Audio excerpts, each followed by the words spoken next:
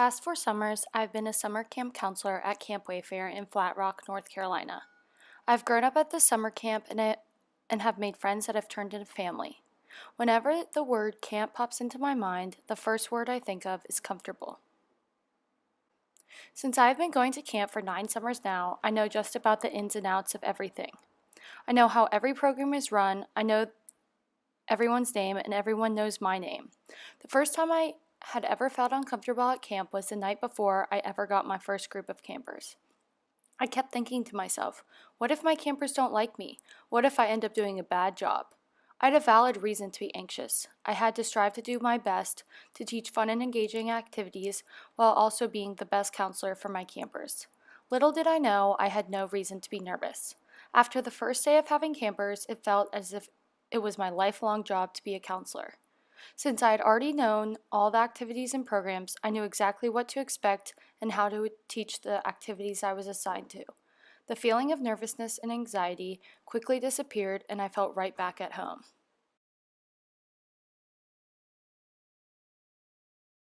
Forward 4 years, and now I'm volunteering at a local Czech elementary school. The one word to describe how I was feeling at the beginning of this experience was anxious.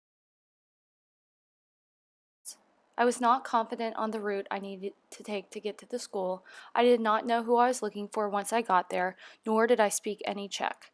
The English teacher I was assigned to was very helpful and explained to me what she expected as a volunteer. I would say that my experience volunteering at the Czech elementary school is similar to the revised W-shaped adjustment model that we discussed in class. On the first day, right after I met the teacher, she brought me to the classroom where I was immediately embraced by all the children. The children were so cute and made me feel right at home despite our language barrier. I would definitely say that I was in the honeymoon phase for the next couple of weeks. These weeks were very similar to how I felt as a counselor. There were no ups and downs, and I knew what to expect when I walked into each class. The classes had been running so smoothly, therefore, I was lulled into believing that my experience of being a counselor would be the same as volunteering in the Czech Republic. However, one Tuesday I could not volunteer because my family was in town. The next Tuesday I arrived, and the kids began to sing the bell song with the other volunteers. I felt left out and awkward when they began singing the song that I did not know the words to. I felt as if I was in the hostility stage of the curve.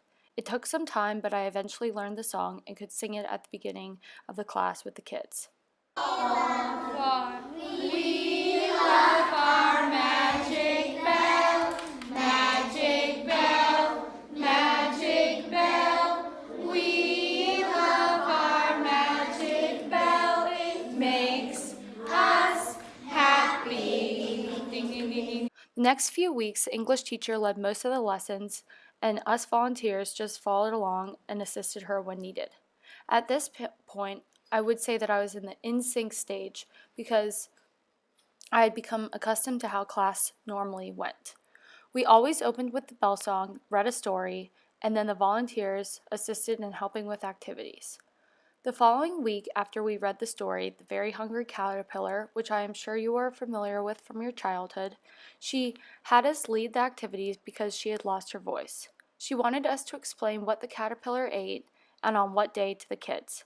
As I was trying to explain the game to the children, I realized that they did not understand me.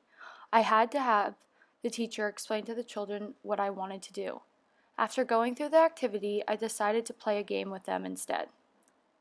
Instead of this time asking the teacher for help, I decided to try to explain to the children the game using nonverbal communication. Instead of using English, which the kids did not understand, I used hand motions and body movements to try to explain to them what we were doing. I was able to overcome this hardship with a simple tactic instead of struggling to communicate with words that the children did not understand. After that class, I felt more confident when I had to explain certain activities to the children by myself. I felt as if I had entered into the resocialization stage on the graph after undergoing the reentry culture shock stage. Overall, I thought this experience had a huge impact on my abroad experience and relates to how I felt in Prague, especially in relation to the revised W-shaped adjustment model. Similar to most study abroad experiences, I have felt that my experience has felt like a roller coaster with many ups and downs. Yet, it is good to do something out of your comfort zone every once in a while. In my analogy, I could have stayed at home and felt comfortable, just as I had felt as a summer camp counselor. Instead, we all embarked on a journey where we learned and grew into strong individuals, just as I felt as I volunteered at the Czech Elementary School. The harder path is not always easy and sometimes hard to choose, but it is important to learn from these experiences because they make us who we are. Thank you for listening, and I hope that you have had as much fun abroad as I have.